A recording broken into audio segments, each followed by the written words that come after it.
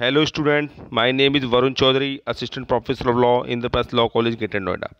And today I will tell you about the CPC, and the topic of the day is res judicata. The doctrine of res judicata has been defined in section 11 of Civil Procedure Code. The doctrine of the res judicata means the matter is already judged. It means that no court will have the power to try any fresh suit or issue which has been already settled in former suit or between the same party. किसी भी court को यह अधिकार नहीं है जो case एक बार same issue पर सेम पार्टी के बीच में और कॉम्पिटेंट जुडिक्शन वाले कोर्ट के द्वारा फाइनल हो चुका है उसको दोबारा से चलाने का अधिकार किसी भी कोर्ट को नहीं है। मतलब कि एक बार जो केस फाइनल हो चुका है, जिसका निस्तारण हो चुका है किसी भी कॉम्पिटेंट कोर्ट के द्वारा सेम बिंदुओं पर सेम पार्टी के बीच में और सेम सब्जेक्ट मैटर पे, उसको किसी और नए न्यायालय द्वारा चलाने का अधिकार नहीं है। मतलब कि कोई और न्यायालय उसको चला नहीं सकता, दोबारा से नहीं खोल सकता है, क्योंकि उसका तो एक बार निस्तारण हो चुका है किसी भी कॉम्पिटेंट कोर्ट के द्वारा। तो कोई भी कोर्ट जो भारत में उपस्थित है उसको दोबारा से ओपन करने का अधिकार उसको नहीं है, क्योंकि वो तो एक बार सेटल हो चुका है सेम पार्टी के द्वारा सेम इशू पर और सेम सब्जेक्ट मैटर पर। ठीक है, तो ये सब चीज़ क्या है, रेस जुडिकेटा के अंदर आते हैं। रेस जुडिकेटा हिंदी में बोलते हैं पूर्व न्याय। Definition of doctrine of res judicata. Section 11 CPC provide no court shall try any suit or issue in which the matter or directly and subsequently in issue has been directly and subsequently in issue in a former suit between the same party or between party under whom they or any of them claim litigating under the same title in a court competent to try such subsequent suit or the suit in which such issue has been subsequently raised and has been heard and finally decided by the same court. Section 11 क्या कहता है, पूर्व न्याय। कोई भी न्यायालय किसी ऐसे वाद या विवादक का विचारण नहीं करेगा जिसमें प्रत्यक्षता और शर्त है। विवादक विषय उसी हक के अधीन मुकदमा करने वाले किसी मुकदमे के बीच में या ऐसे पक्षकारों के बीच के जिसमें व्युत्पन्न अधिकार के अधीन वे या उनमें से कोई दावा करते हैं कि पूर्ववर्ती वाद में भी ऐसे न्यायालय में प्रत्यक्ष और शर्त विवाद रहा है, या ऐसे पश्चावर्ती वाद का या ऐसे वाद का जिसमें ऐसा विवादक वाद में उठाया गया है विचारण करने में सक्षम था और ऐसे न्यायालय द्वारा सुनाया जा चुका है और अंतिम रूप से निश्चित किया जा चुका है।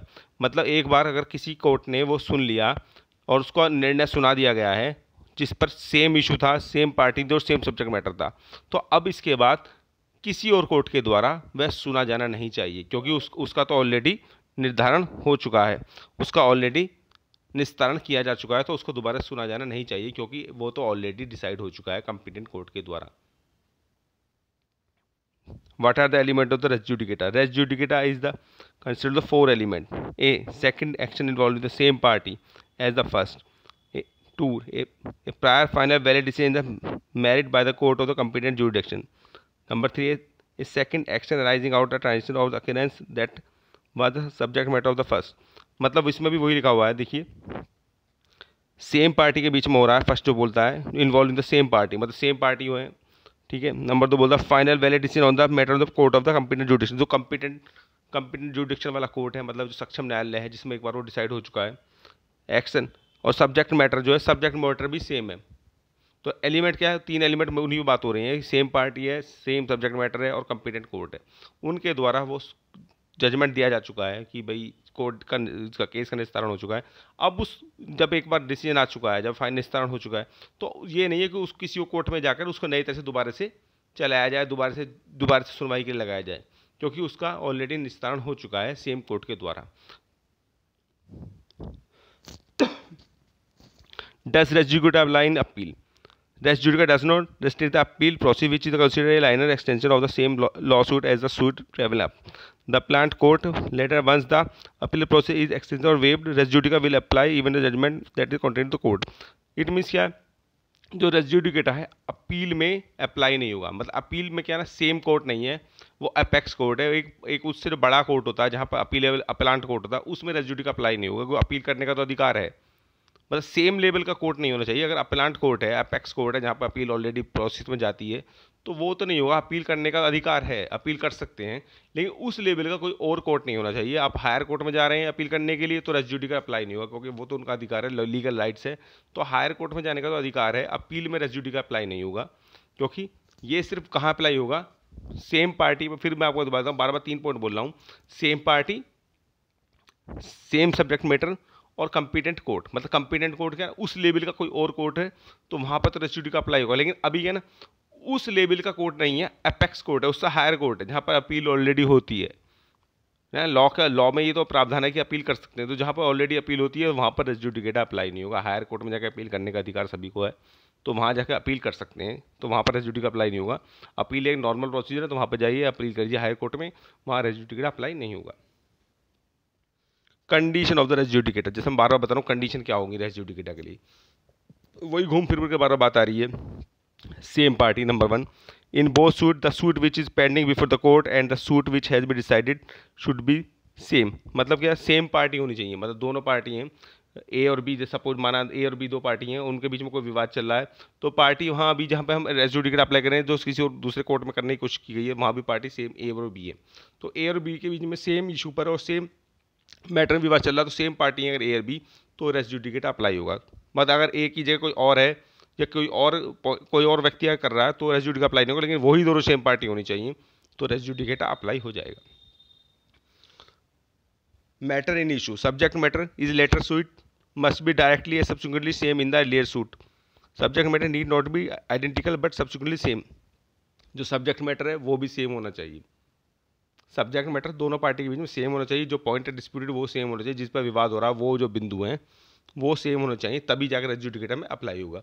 अगर दोनों पार्टी हैं और जो सब्जेक्ट मैटर है वो कोई और है, किसी और पर विवाद हो रहा है, तो रेस जुडिकेटा अप्लाई नहीं होगा। लेकिन जो यहाँ पर विवाद हुआ है वो भी वही विवाद पॉइंट होने चाहिए जो पहले वाले केस में थे, जो ऑलरेडी डिसाइड हो चुका है किसी और कोर्ट के द्वारा।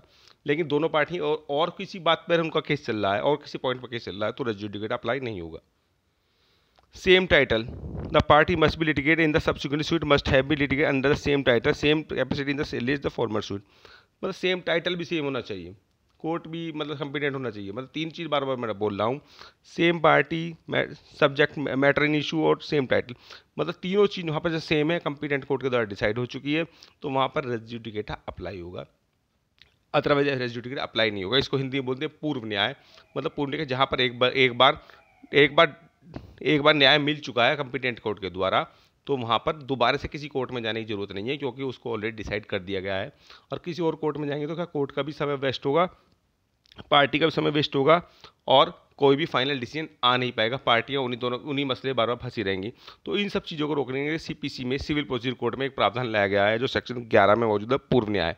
एक बार जब किसी केस का निस्तारण हो जाता है सेम पॉइंट पर, सेम बिंदुओं पर और कम्पिटेंट कोर्ट के द्वारा, तो उनको कोई हक नहीं है कि वो उसी पॉइंट को, उसी केस को दोबारा से किसी और कोर्ट में खुलवाएं, दोबारा से वहाँ पर जाकर केस को लड़ें, या कोई पार्टी किसी और का समय वेस्ट करने के दोबारा कोर्ट में जाकर दोबारा से अप्लाई करे। क्योंकि ऐसा करने से क्या है ना, भारतीय न्याय व्यवस्था का समय व्यस्त होगा, पार्टी का समय व्यस्त होगा, और कोई भी फाइनल डिसीजन नहीं आ पाएगा। लेकिन हाँ, यह अपील में अप्लाई नहीं होगा। अपील में जाके अप्लाई किया जा सकता है, अपील में जाके फिर से आगे अपील की जा सकती है, वो एक नॉर्मल प्रोसीजर है। तो रेस जुडिकेटा में क्या है, सिर्फ और सिर्फ पार्टीज़ को का समय ना बचे, कोर्ट का समय बचता रहे, इसलिए रेस जुडिकेटा को अप्लाई किया गया है सिविल प्रोसीजर कोड में। तो इसीलिए रेस जुडिकेटा को सेक्शन 11 में रखा गया है। मैं एक बार फिर से आपको उस डेफिनेशन पढ़ के बता देता हूँ। कोई भी न्यायालय किसी ऐसे वाद या विवादक का विचारणा नहीं करेगा जिसमें प्रत्यक्षता और सार्थ है विवादक विषय उसी हक के अधीन मुकदमा करने वाले उन्हीं पक्षकारों के बीच के या ऐसे पक्षकारों के बीच के ऐसे जिनमें व्युत्पन्न अधिकार के अधीन वे या उनमें कोई ऐसा दावा करते हैं कि पूर्ववर्ती वाद में भी ऐसे न्यायालय प्रत्यक्षता और सार्थ विवाद रहा है जो ऐसे पश्चावर्ती वाद का था, उस वाद का जिसमें ऐसा विवादक वाद में उठाया गया है, विचारण करने के लिए सक्षम था और ऐसे न्यायालय द्वारा सुनाया जा चुका है और ऐसा अंतिम रूप से निश्चित किया जा चुका है। तो उसके बाद वो किसी और कोर्ट में, जो कम्पिटेंट कोर्ट है, उसके सक्षम किसी और न्यायालय में जाकर उसको ओपन नहीं कराना चाहिए, क्योंकि वो ऑलरेडी डिसाइड हो चुके हैं। हाँ, अपील करने का उनका अधिकार है, दोनों पार्टी अपील कर सकती हैं। अगर कोई भी एक पार्टी असंतुष्ट है उस डिसीजन से, तो अपील में जाने का तो उनका नॉर्मली अधिकार है, जो लॉ प्रक्रिया का हिस्सा है। लेकिन इस मामले में कम्पिटेंट कोर्ट के द्वारा सुनाए जाने के बाद वो किसी और इसी लेवल के न्यायालय में जाकर उस केस को नहीं भी ओपन कर नहीं सकते हैं। भारतीय किसी और न्यायालय में, किसी भी न्यायालय में जाके अगर वो दोबारा से केस ओपन किया जाएगा, तो अगर एक बार सेक्शन 11 का जो जजमेंट, जो रूलिंग है, उनको दिखा दी जाएगी, भाई ये तो एक बार फाइनल हो चुका है, तो वो न्यायालय उसको वहीं रोक देगा और बोल देगा ये तो ऑलरेडी डिसाइड हो चुका है, तो अब इसमें तो हम सुनने का अधिकार नहीं रखते हैं। अगर आपको कुछ करना है तो सिर्फ आप अपील में जाइए, अपील में ही जाकर आपको रिलीफ मिलेगा या नहीं मिलेगा, बट सेम लेवल के कोर्ट में जाकर खुलने का भी इनका कोई अधिकार नहीं है। तो इसीलिए रेस जुडिकाटा को समय को बचाने के लिए पार्टी का और कोर्ट का CPC में ऐड किया गया सेक्शन 11 में।